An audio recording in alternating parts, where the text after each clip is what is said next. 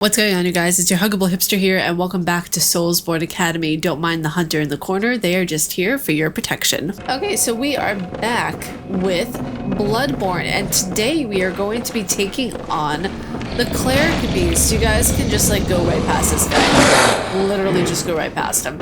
Actually, there was something I wanted to do before I left. I'll go over here because you can actually get a vial of blood from Losefka.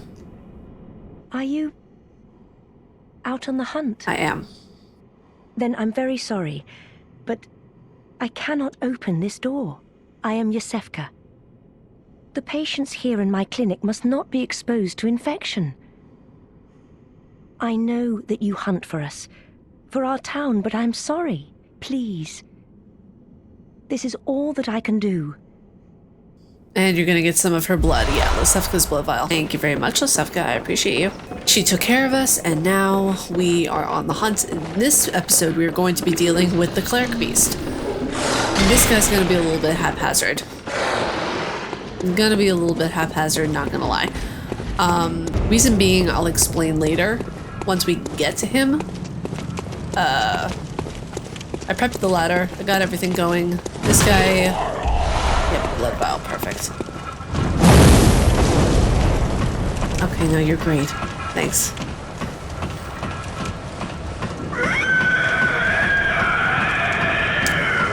There he is. The Cleric Beast, aka Will Ramos. And you can return here to the Hunter stream anytime you want. Anytime you activate a lamp, it will take you back to the last place you transported with, or like I'll show you guys the transports that are available. It's pretty freaking cool. So each tombstone, or each nightmare, as I like to call it, will transport you to the place that you so desire in the map across Bloodborne. Each dream, each nightmare, each whatever you want to call it, is going to send you to a different place on the map. This one, for those of you who have not played Bloodborne, I'll leave the best for last over here. But these are all, like I said in the previous episode, going to be chalice dungeons where you guys can get different items, weapons, buffs. Well, not buffs, but like things to aid you in your hunt all the more. We're gonna go back over here, Central Yarnum. This guy will eventually die, and once you kill the beast that comes from this guy's house, you get the rune called Beast Claw. And the Beast Claw, once you have 3 of them, it ups the ante on your visceral attacks so much. Like in my other profile that I have for doing this game and everything, I primarily use 3 Beast Claw for everything. Now with this guy, the very important thing to remember is to go ham on his legs. Like go in between the little legsies and completely just destroy that area. Like, I don't normally recommend smashing the buttons, but with this guy, if you get him done quickly, it'll be for your benefit. Now, another thing I would highly recommend is that when you are about to get grabbed by him, because he has this kind of grabbing attack where he'll take both of his hands and just like snatch you up. One thing I would highly recommend for that is dodge into the attack when you see that he's about to put his arms out. Other than that, you just gotta attack the legs. Make sure you're dodging into the attacks. I know it's very tempting to dodge outward, but that's how he's going to grab you. Alright, with that being said, let's get into it. Alright. See? You got dodge into his attacks.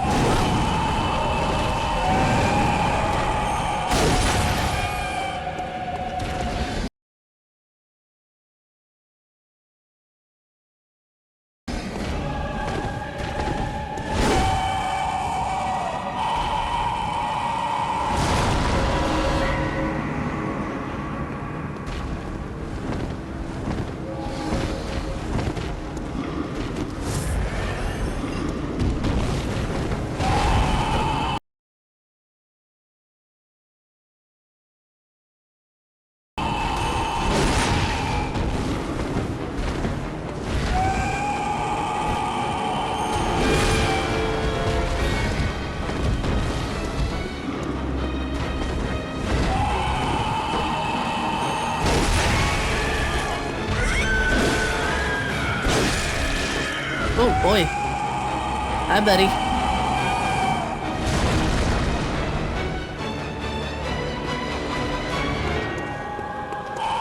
Oh, don't do that.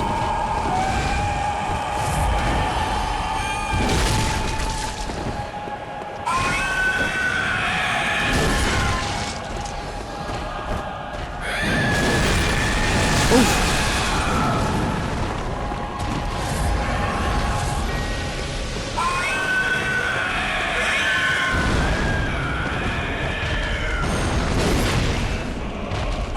Oh boy.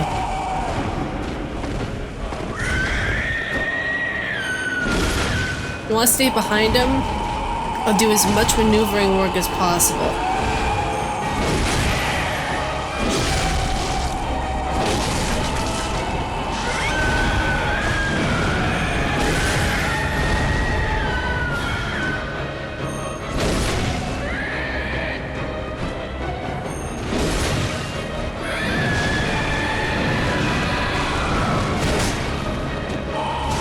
Oh boy.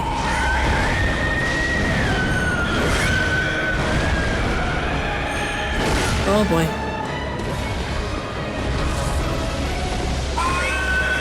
Okay.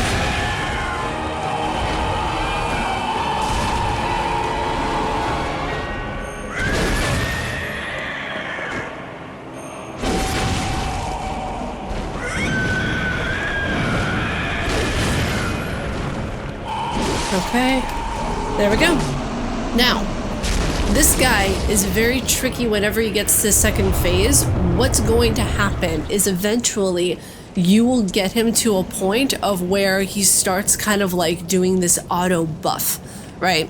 Of where he will like do that red kind of mist thing that he has around him. And it will get to the point of where, you know, he kind of like puffs his chest out angrily, but this guy is no more difficult in his second phase than he is in his first. The way you can tell in his second phase that he is going into a second phase, and that's the same thing across the board for any Bloodborne boss that you battle, is that there is a section of the entire line of health that it has. And when you get down to like a thicker part of the yellow bar, it'll be highlighted here, over here. That's when it's going to get to its second phase. Some yellow bars are thicker a little bit sooner, some a little bit later. Since this is an optional boss that you basically only need if you're going to be platinuming the game, it's going to have that little thicker bar a little bit later on in its health bar. So you get the Sword Hunter badge for this. Congrats, congrats. You just beat your first boss in Bloodborne. I am always going to gloat about the fact that when I first went into Bloodborne for my very first time, I beat this boss in one go. I don't know how I did it, but I was able to do it. But yeah, this boss is a breeze once you get the hang of the game and you understand that you just have to be in back of him or in between the legs. So it's rather easy to get the hang of. But yeah, I hope you guys enjoyed this first kind of official episode of Soulsborne Academy when it comes to the bosses. And I have literally no health. Wow, that was a that was a close call. And my character's just there like, what have I done? And you can go back, you can talk to Gehrman, you can talk to the doll to up the ante on your stuff. Gehrman serves as basically kind of your waypoint, if you will, of what you're supposed to do next in the story. But we're gonna go to the doll here. Hello, good hunter. I am a doll, here in this dream to look after you, honorable hunter. Pursue the echoes of blood, and I will channel them into your strength. You will hunt beasts, and I'm leaving the dialogue here here because it's just awesome. To embolden your sickly spirit. Okay, so channel blood echoes. Very well. What you want to do first, vitality, you want to get it up to like a 15 maybe. You don't really need too much vitality unless you're going for like a pure strength build. So we're going to up the ante on skill and strength.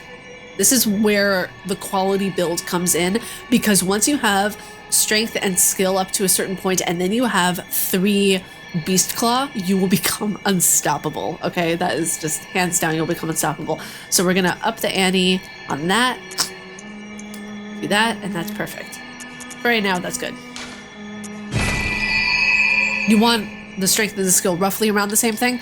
The strength I would have like a 40, And the skill I would have it also, I think of 40. I'd have to double check on, there's a website I go to see like the different stats and where they should be at. But if I remember correctly, the strength should be at a 40.